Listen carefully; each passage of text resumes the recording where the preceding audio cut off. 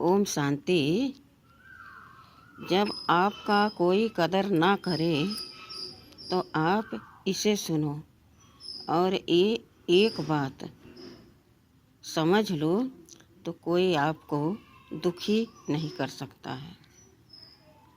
सबसे पहले तो आप भगवान को धन्यवाद करो, शुक्रिया करो। हे भगवान, हे परमपिता परमात्मा,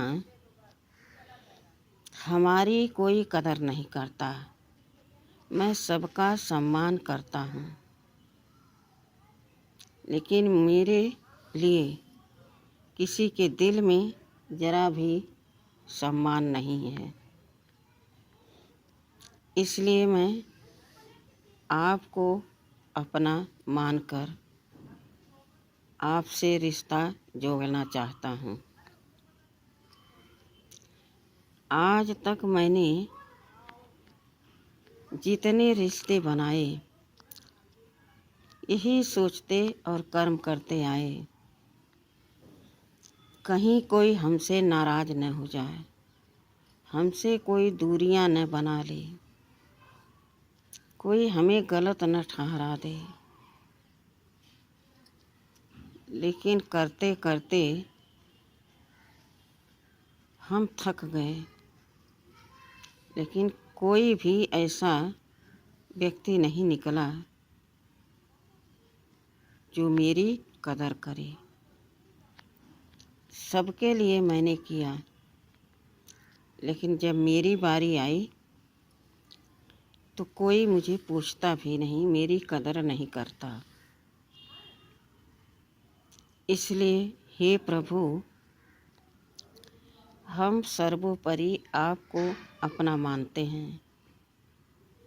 आप भी मुझे अपनी गोद में ले लो, ताकि मैं इस संसार से विरक्त हो जाऊं और एक में हमारी सारी वृत्ति, दृष्टि, कृति समा जाए। अब मैं आपके बिना नहीं रह सकता। आप मेरे सब कुछ हो और मैं आपका हूँ। भगवान भी आपको देखकर खुश हो जाएगा। वाह मेरा बच्चा वाह। आज तो उसके आँख की पट्टी हट गई, आज वह रोशनी में आ गया। यह चमत्कार हो गया। अचानक भगवान में प्रीति हो गई। जो संसार में प्रीत रखता था, संसार को अपना मानता था, आज वह भगवान में प्रीत रख रहा है। और सबसे उसको यही फीलिंग आ रही है कि मैंने सबके लिए सब कुछ किया, सबको अपना माना, लेकिन आज सब अपने नहीं पराये लग रहे हैं। कोई मेरी कदर नहीं करता। इसलिए हे भगवान, हम आपके हैं और आप मेरे हो। इस प्रकार से जब सच्चे भाव से, खुले दिल से भगवान को अपना बना लोगे, तो बहुत बड़ी शक्ति आपके पास आ जाएगी और इतना प्यार मिल जाएगा कि यह दुनिया के सारे वैभव और सारे व्यक्ति आपको फीके लगने लगेंगे, झूठे लगने लगेंगे। और यह दुनिया तो है ही स्वार्थ की। सब एक दूसरे से स्वार्थ ही चाहते हैं। कोई निस्वार्थ भाव से किसी के लिए कुछ नहीं कर सकता। लेकिन भगवान के साथ अगर आप अपना सच्चा मन रखा, बुद्धि रखा, सच्ची सोच रखा, कर्म किया, तो भगवान आपको अपने दिल में बिठा लेगा। वह दिलाराम है, सबके दिल के खुश करने वाला है। ऐसा नहीं किसी का दिल दुखता हो भगवान के आश्रय पा करके।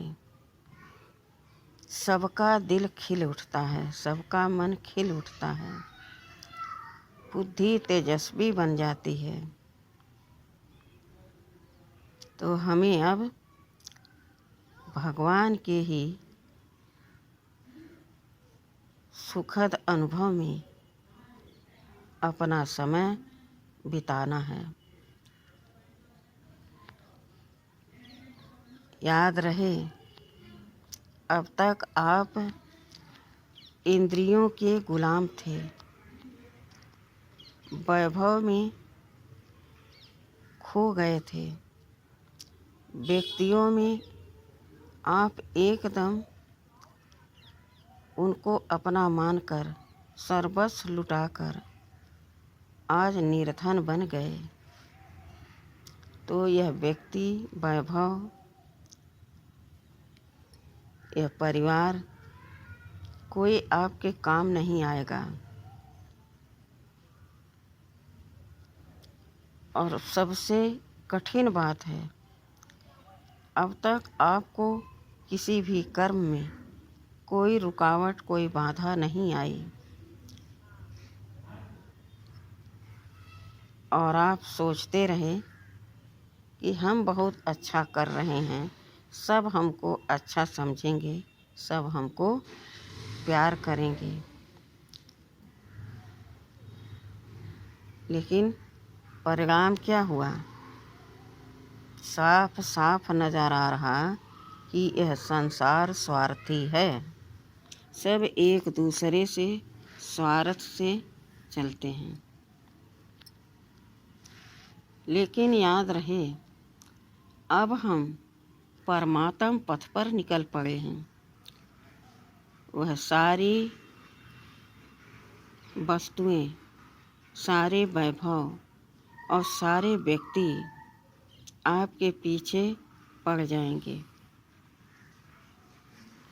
जो आपका कदर नहीं करते थे, आपको सम्मान की दृष्टि से नहीं देखते थे, वही आपके पीछे पड़ जाएंगे। कैसे? अरे परमात्मा के पथ पर चलने का तुम्हें किसने राय दिया? वहाँ क्या रखा है? देखो, यहाँ इतना वैभव है, ऐसा सुख है, जो रस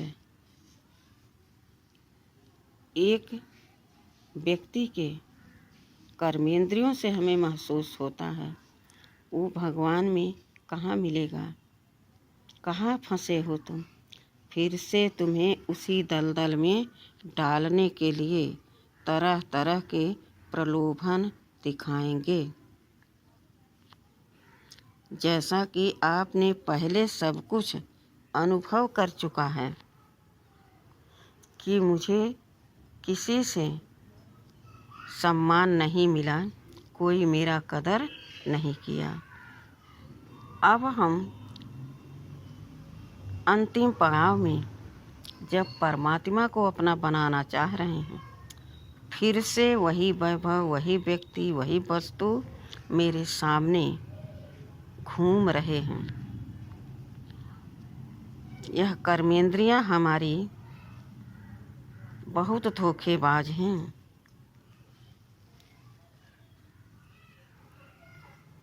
सदैव एक दूसरे को धोखा देती रहती हूँ।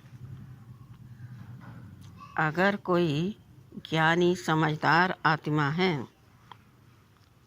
वह प्रभु चिंतन में है,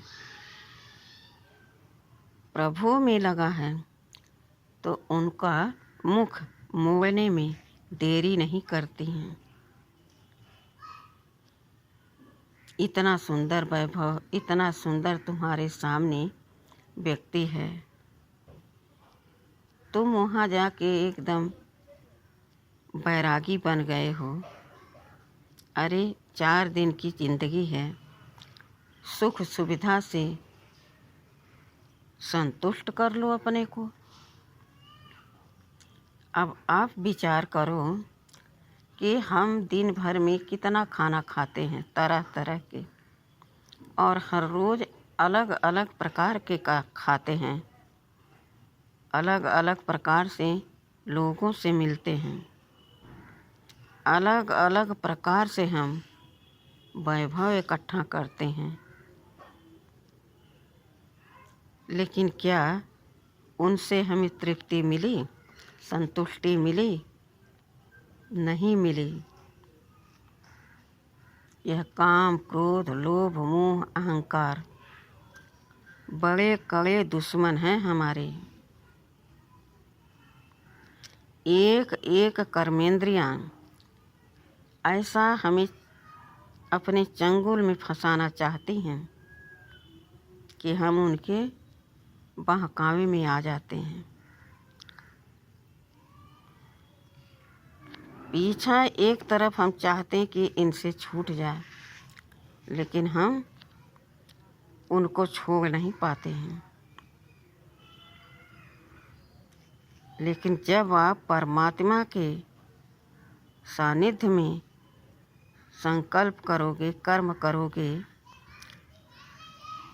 तो स्वतः कर्मेंद्रियां शांत होती जाएंगी।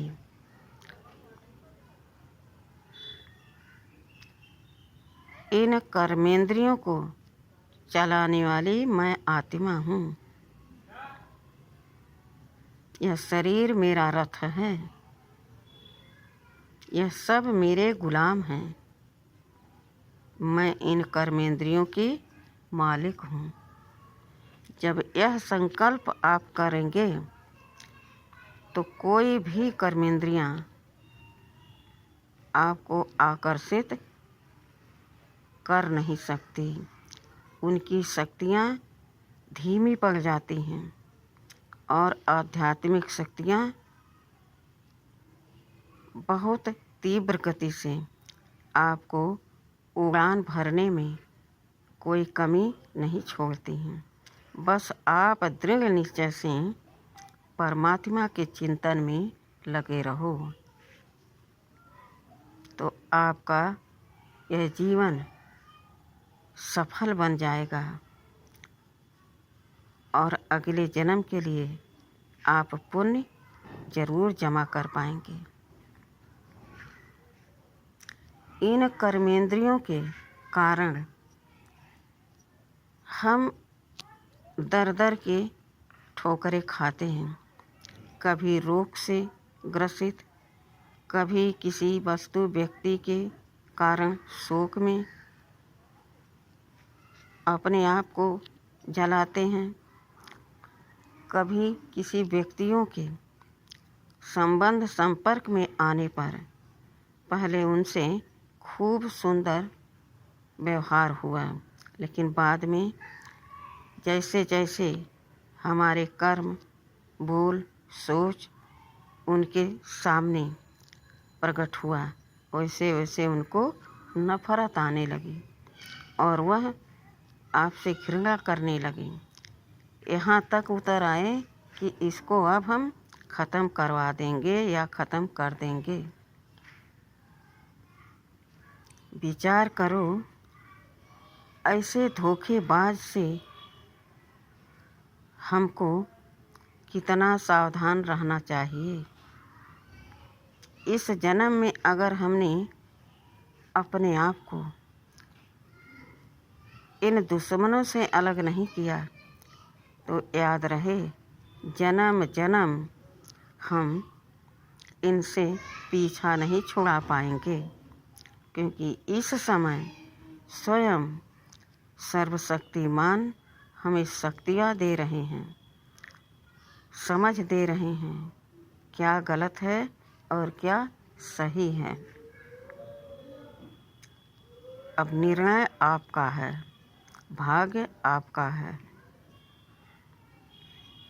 हम बार बार कहते हैं परमात्मा को हम याद करना चाहते हैं, उनकी याद में सदैव रहना चाहते हैं,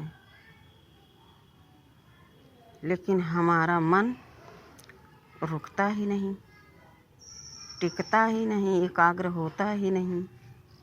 जब हम एकांत में चिंतन करने बैठते हैं तो अनेका हमारे सामने चित्र घूम जाते हैं, जिससे मैं आत्मा विचलित हो जाती हूँ। मेरा मन डिस्टर्ब हो जाता है।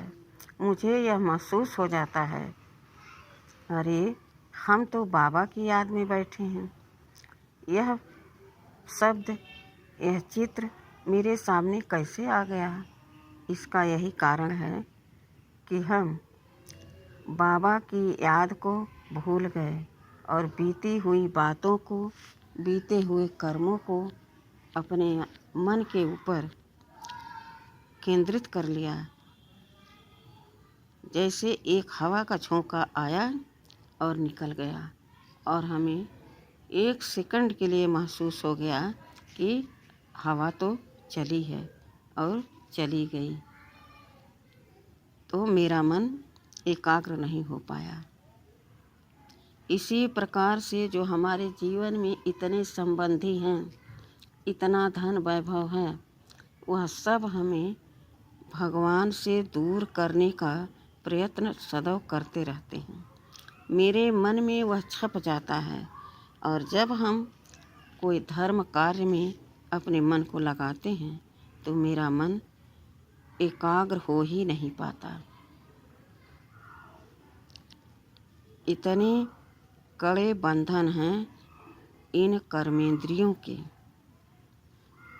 हम 63 जन्मों से इन कर्मेंद्रियों के गुलाम बन गए थे, लेकिन आज वह समय आया है कि जब इन सारे कर्मेंद्रियों को और साथ में अपने मन को अपने कंट्रोल में कर सकते हैं। इन्हें कंट्रोल में करने के बाद मैं परमात्म पथ पर जो भी चाहता हूँ वह मुझे स्वतः मिलता जाएगा, क्योंकि परम पिता परमात्मा दाता है और वह दान अपना सब कुछ उसी आत्मा को करता है जो उसकी श्रीमत का पालन करती है, उसकी श्रीमत पर चलती है। तो आज से हमें अपने मन को अपने कंट्रोल में रखना है, बुद्धि से निर्णय लेना है, क्या सही है क्या गलत है। अगर हम इस चेकिंग को बराबर बरकरार रखेंगे तो हमारा रास्ता एकदम सुगम, सरल, सहज हो जाएगा और एक दिन हम परम पिता परमात्मा के समान पवित्र पावन बन जाएंगे। अपने आप हमारा जीवन सुंदर बन जाएगा। अगला जीवन हमारा उज्जवल हो जाएगा। मैं चेक कर सकता हूँ कि मैंने जब से होश संभाला तब से तो हम घर, गृहस्थ, परिवार, समाज में विचरण करते रहे, उसका परिणाम हमें मिल गया। लेकिन अब हम परमात्म पथ पर चल रहे हैं तो हमें क्या अनुभव हो रहा है, इसकी चेकिंग हम कर सकते हैं। और इसकी चेकिंग करने के बाद जब हम अपने आप पर अटेंशन देंगे तो हमारी सारी समस्याएं, सारे टेंशन दूर हो जाएंगे खुद। कोई कितना भी हमें गिराने की कोशिश करे, वह हमारा बाल भी बांका नहीं कर सकता, हमें विचलित नहीं कर सकता। इतनी परमात्म शक्ति का असर हम पर छा जाएगा। जिस प्रकार से हम विषय विकारों में फंस जाते हैं, हम चाहते हैं कि अब हम भगवान को याद करें। कितने समय से हम भगवान को याद नहीं करते थे, लेकिन अब हमें महसूस होने लगा कि हम भगवान को याद करें। तो यह मेरा मन कभी याद करने में मेरी मदद नहीं करता और हमें विचलित कर देता है। इसी प्रकार से जब हम परमात्म पथ पर निकल पड़े और एक निर्णय कर लिया, निश्चय कर लिया कि अब मुझे कोई इस पथ से हिला नहीं सकता, तो वही वैभव, वही व्यक्ति, वही समाज आपका साथ देने लगेगा। उन्हें समझ में आ जाएगा कि यह आत्मा परमात्मा में एकदम खो गई है। अब मैं इसे डगमग नहीं कर सकता, हिला नहीं सकता, तो वह सब आपके सहयोगी बन जाएंगे। आप जिस रास्ते से निकलेंगे, आपको देख करके नतमस्तक हो जाएंगे। इतनी शक्ति है परमात्मा प्यार में। अपने आप को परमात्मा को अर्पण कर दें। अपना जीवन और जो कुछ समझें कि मेरा है, सब कुछ भगवान को समर्पण कर दें। इससे सुंदर अवसर पूरे कल्प में नहीं मिलेगा। इसलिए अभी चेतो अभी पाओ। संशय की बात न रह जाए कि हम परमात्मा पथ पर भी चलते हैं, घर परिवार भी देखते हैं। घर परिवार में रहो, लेकिन मन आपका परमात्मा में लगा रहे। कर्म परमात्मा की याद में करते रहो, तो आपका मन इतना शक्तिशाली हो जाएगा और आपके कहे अनुसार चलेगा कि आपको एकदम हल्का महसूस होगा कि मैं अब तक बोझ में जी रहा था। सबका भरण पोषण, सबकी सुख सुविधाएं देखते देखते मेरा जीवन बीत चुका, लेकिन आज मैं अनुभव कर रहा हूँ कि यह जीवन कितना सुंदर है। हम उससे जुड़ गए हैं जो उससे सुंदर कोई है नहीं है, जिसका यह नाम है, गायन है, सत्यम शिवम सुंदरम। वह हमें सत्य के पथ पर चलाने में मेरी मदद कर रहा है। सुंदर बनाने में मुझे शुद्ध आचरण सिखा रहा है। वाणी में मधुरता भर रहा है, नयनों में रूहानी प्यार भर रहा है। आहा, इस दृष्टि से मैं जिसको देखूंगा वह तो निहाल हो जाएगा। इस तरह से चिंतन करते हुए आप परमात्मा की प्यार में खो जाएं। देखेंगे आपको कोई हिला नहीं सकता। परमात्मा में इतनी शक्ति है, तो साथ साथ परमात्मा बेहद का प्यार करने वाला भी है। परमात्मा के प्यार में उनकी शक्ति पर विश्वास करके मीरा ने जहर का प्याला पी लिया और देखिए कैसे परमात्मा ने उनका साथ दिया, वह अमृत बन गया। विभीषण का एक घर पूरे लंका में सेफ बच गया। धुआं तक उनके घर में नहीं गया। पूरी लंका जल करके राख हो गई।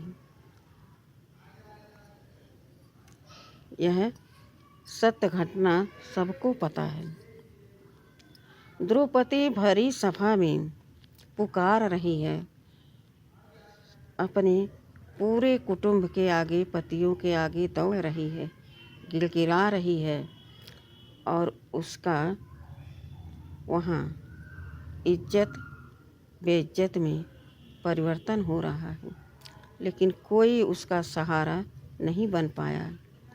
जब उसने हार मान के एक सहारे को अपना सहारा बनाकर उसे पुकारा, उसकी चीर इतनी बढ़ने लगी कि सब देख करके आपस में कहने लगे, यह नारी है कि सारी है, यह तो जैसे पहाड़ जैसी लग रही है, बढ़ती जा रही है।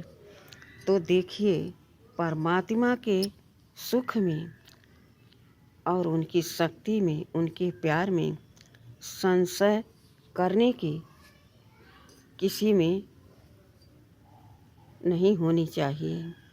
सबको प्रमाण को लेकर के चलना चाहिए और इससे उनको शक्ति मिलेगी। देखो कैसे प्रभु सबकी मदद करते हैं, तो मेरी भी मदद वह अवश्य करेंगे। इस निश्चय से परमात्मा के पथ पर चलने का दृढ़ निश्चय करना चाहिए। और जहाँ निश्चय है तहाँ विजय हमारी निश्चित है, और जहाँ संशय है वहाँ हमारी विजय नहीं, हमारी पतन हो जाती है। गिर करके फिर हम उठने में बहुत समय लगा देते हैं और फिर हम पछताते हैं।